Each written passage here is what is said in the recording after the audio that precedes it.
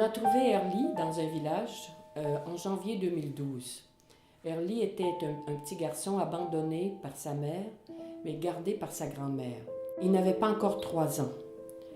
Erly ne marche pas, il se traînait dans la poussière et dans la boue. Il n'entend pas et par le fait même, il ne parle pas. On a décidé de le prendre avec les autres enfants à la maison d'accueil. Et puis, il s'est habitué à marcher avec sa petite trottinette. Il avait même eu en cadeau un petit cheval sur lequel il pouvait se bercer. Il s'est habitué aussi à jouer avec les autres enfants. Les autres enfants l'ont vraiment pris comme leur petit frère et l'ont vraiment intégré au groupe. On a rencontré une physiothérapeute habitant, une dame qui était là de passage.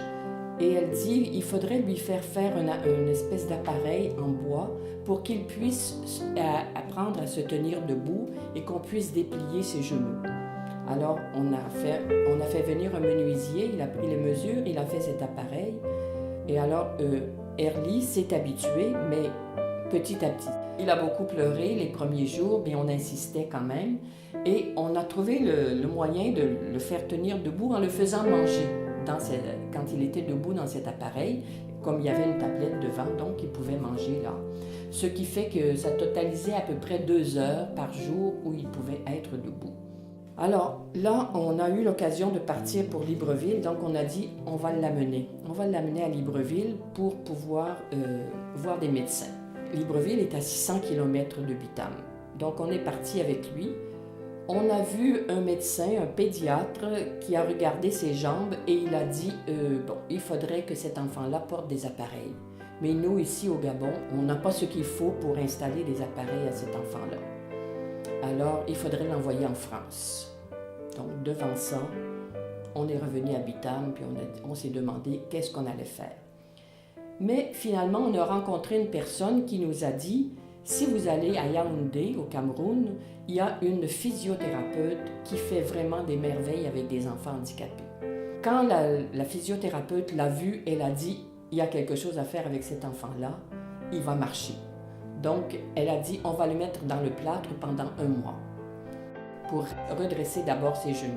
On l'a mis dans le plâtre, c'était le 4 juillet, mais ça, c'était une opération très difficile. Cet enfant-là a pleuré pendant 6 heures de temps. Alors donc, on l'a confié pendant ce mois-là à une autre communauté religieuse, c'est la communauté des Sœurs de Mère Teresa de Calcutta, qui ont un orphelinat au Cameroun, et puis qui l'ont gardé pendant le mois où il était dans le plâtre. À la fin de ce mois-là, la physiothérapeute lui a enlevé le plâtre et puis lui a installé les appareils. Et là, on l'a amené chez les otorinos pour qu'il puisse faire le test d'audition. Et les otorinos espagnols ont fait le même diagnostic. Cet enfant-là n'entend rien. Il est possible que dans 1 an ou 2 ans, il y ait un petit quelque chose qui se développe. Mais ils ne nous ont pas donné vraiment beaucoup d'espoir. Ça a pris 12 jours exactement pour qu'on puisse le convaincre à prendre les béquilles et à marcher avec les béquilles. Il marchait par la main, on lui donnait la main, on lui avait fait faire des barres parallèles aussi pour qu'il puisse se soutenir et puis marcher. Quand il a vu qu'il pouvait marcher par lui-même, là, il était vraiment content. Donc maintenant, il marche avec ses appareils, avec ses béquilles. Et puis, je viens d'apprendre là qu'on l'a envoyé à la rentrée du mois de septembre. On l'a envoyé dans une école maternelle avec les autres enfants. Il suit, il fait des petits exercices, il fait du dessin. C'est un enfant qui est très éveillé. Si cet enfant-là entendait quelque chose, ne serait-ce que quelques sons, on pourrait lui apprendre facilement à parler parce que c'est un enfant très éveillé.